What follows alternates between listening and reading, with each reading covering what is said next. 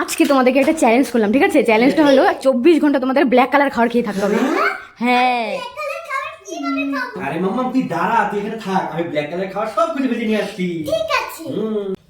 মাম্মা এবার খাবো আমরা ব্ল্যাক কালারের থামস আপ। না না না না। আরে বাবা তুই সবই খেয়ে নিবি নাকি, আমাকে দিবি না নাকি? কি চ্যালেঞ্জটা তো আমাদের দুজনের মধ্যে হয়েছে, খালি তুই একা একা খাবি না? ব্ল্যাক কালার আইসক্রিম পেয়ে গেলাম। এই না মাম্মা তুমি এই জাবুরি গেল। যাই খেতে হবে আজকে, আমাদের ব্ল্যাক কালার চ্যালেঞ্জ নেওয়া হয়েছে না মাম্মা। এবার নিয়ে আসতে হবে ব্ল্যাক কালারের কেক। এবার আমরা খাবো ব্ল্যাক কালারের কেক। মামা এখন নিয়ে এসেছি একটা ব্ল্যাক কালারের পপ। মামা তো ঘুমিয়ে পড়লো কেন? এই যে পপ নিয়েছি ব্ল্যাক কালারের, শেষের দিকে আরেকটু আছে।